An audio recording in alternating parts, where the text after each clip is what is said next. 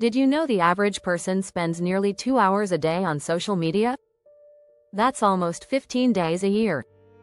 But here's the shocking part.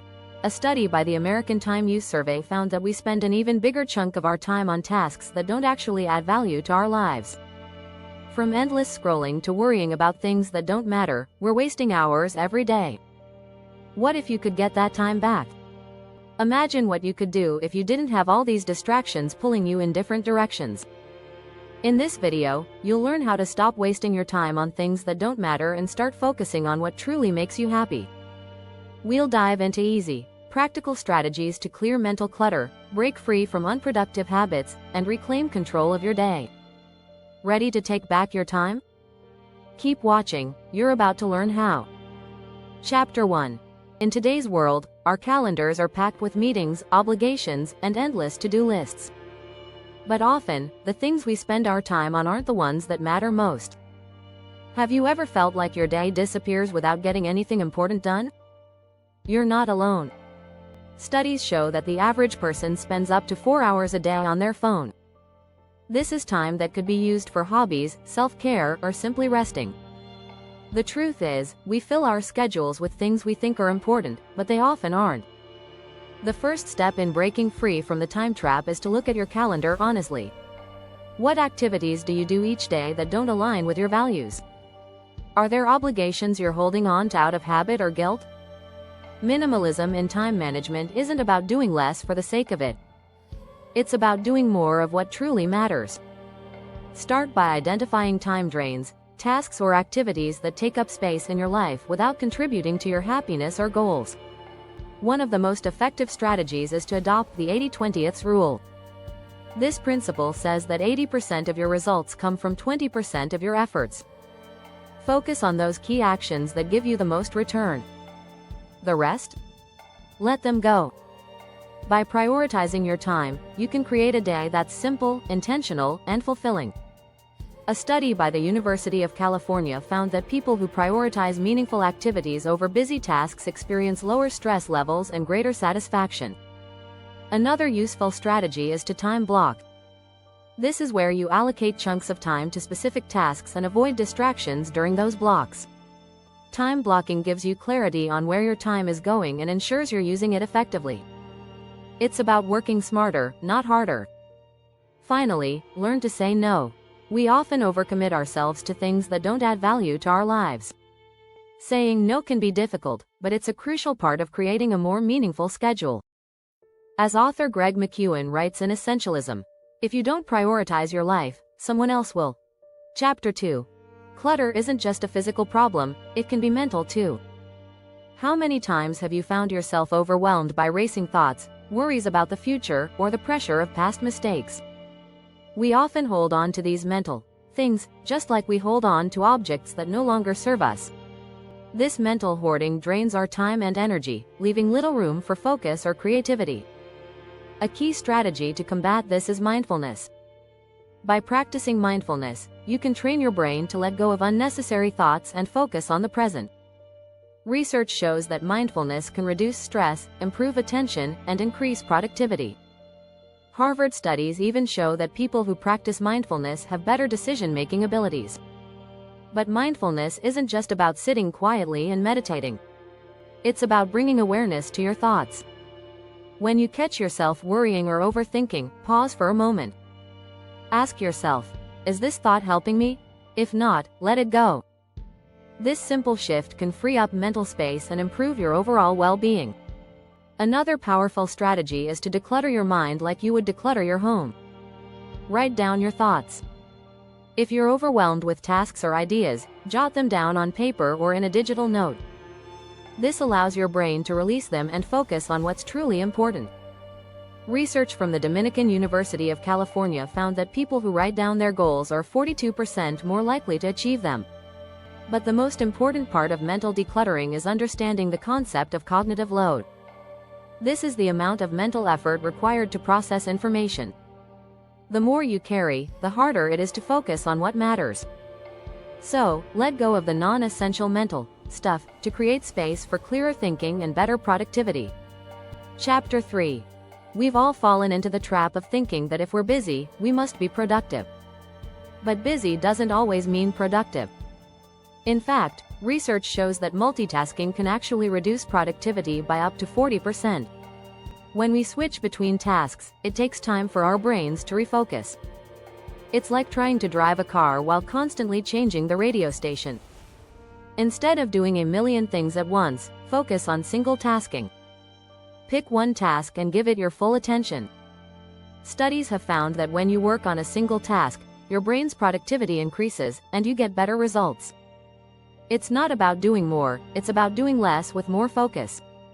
This is the essence of minimalist productivity. You can also use the Pomodoro technique to work in focused bursts.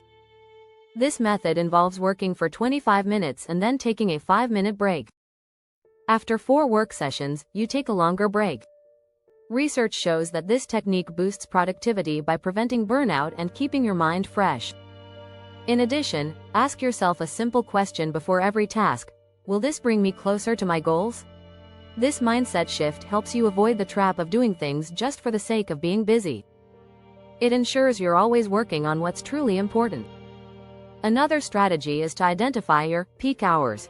Everyone has a time during the day when they are most productive. For some, it's early morning, for others, it's late at night. Focus on your most important tasks during these peak hours and save less critical tasks for other times. Research from the National Sleep Foundation found that people who sleep well and follow a consistent schedule are significantly more productive. Lastly, batching is an effective technique. This is when you group similar tasks together and do them in one sitting. For example, answer all emails at once, rather than sporadically throughout the day. Studies show that batching reduces decision fatigue and increases efficiency. By embracing these strategies, you can stop the cycle of endless busyness and start focusing on what truly matters. Productivity isn't about doing more, it's about doing less and doing it better. Chapter 4. We all know that feeling: you open Instagram or Facebook, just for a minute, and suddenly, an hour has passed. Social media has become a major time sink, pulling us away from what truly matters. According to a report from the Nielsen Company, people spend an average of 11 hours per day consuming media, with a large chunk of that time spent on social platforms.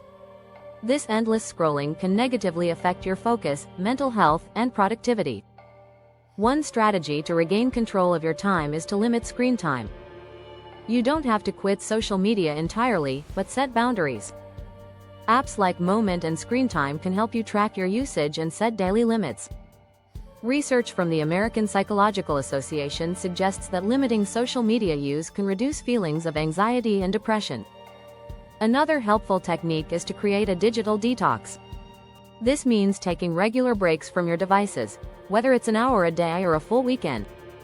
Studies show that taking breaks from screens improves mood and cognitive performance. In fact, a study by the University of California found that people who unplugged for just 24 hours felt more connected and less stressed. Curate your feeds mindfully. Follow accounts that inspire you and add value to your life, rather than mindlessly scrolling through content. A study published in the journal Computers and Human Behavior found that people who intentionally curate their social media experience report feeling more positive and productive. You can also try social media fasting. This means going without social media for a set period, be it a day, a week, or longer.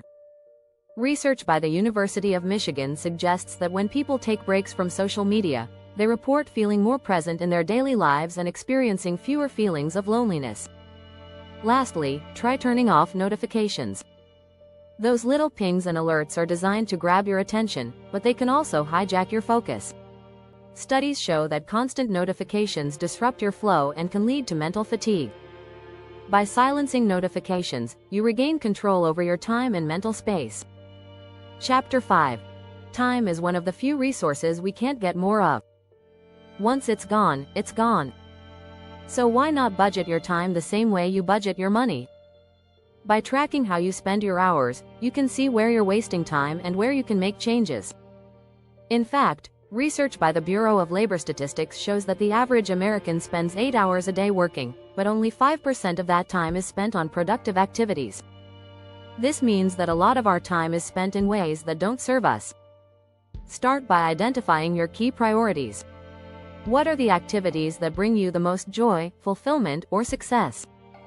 Once you know what matters most, you can start allocating your time to those things.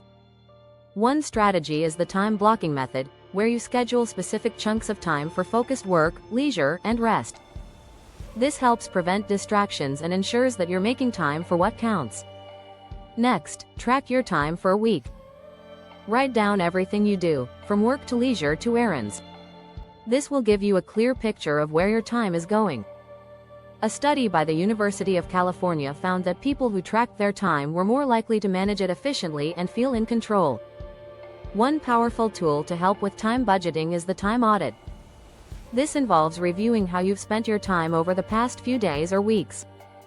For instance, if you're spending too much time on low-value tasks like checking email or watching TV, it's a sign you need to make adjustments. The Pareto principle, or 80-20 rule, can guide this process.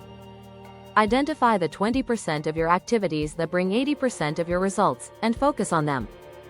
By adopting a spend your time like money mindset, you can become more intentional about where your hours go. As author James Clear writes in his book Atomic Habits, you do not rise to the level of your goals. You fall to the level of your systems. The more structured your time systems are, the more efficient you'll become. Lastly, consider using tools like Trello or Asana to organize your tasks. These apps allow you to prioritize and track your goals, keeping you on track and preventing time from slipping through the cracks. Chapter 6. The word no is one of the most powerful tools at your disposal, but for many of us, it's also one of the hardest to say. We often say yes out of obligation, guilt, or fear of missing out, but saying yes to everything means saying no to the things that really matter. In fact, a study published in Psychological Science found that people who said no more often experienced less stress and felt more in control of their time. Start by recognizing that every yes is a no. When you agree to something, you're also committing to take time away from something else. So before agreeing to any new obligation, ask yourself, is this truly aligned with my values or goals? If the answer is no, then it's okay to say no. Steve Jobs once said, the most important thing is to say no to the things you don't want to do. A simple but effective strategy is to delay your response. If someone asks you to commit to something, don't answer immediately. Give yourself time to reflect on whether it's worth your time. Research from the University of California suggests that taking time before agreeing to something leads to more thoughtful decisions and reduces feelings of regret. You can also reframe how you say no. Instead of feeling guilty, remind yourself that you're prioritizing your own well-being and happiness. In Essentialism, Greg McKeown argues that saying no is essential to living a life of focus and purpose. It's about making space for the things that truly add value to your life. To help make saying no easier, set clear boundaries. For example, limit the number of projects you take on at once or designate certain times as off-limits for work or social commitments. Research from the Harvard Business Review found that people who set boundaries report lower stress levels and better work-life balance. Lastly, remember that it's not just about saying no to others, it's about saying no to yourself too. Resist the urge to take on unnecessary tasks or commitments that don't align with your goals. By practicing intentionality in all aspects of your life, you'll find that saying no becomes easier and more empowering. By now, you have a toolkit full of strategies to help you stop wasting time and start living with more purpose. If you found this helpful, don't forget to subscribe and hit the notification bell, so you never miss another video filled with tips to simplify your life and get more out of your day. Time is precious, use it wisely.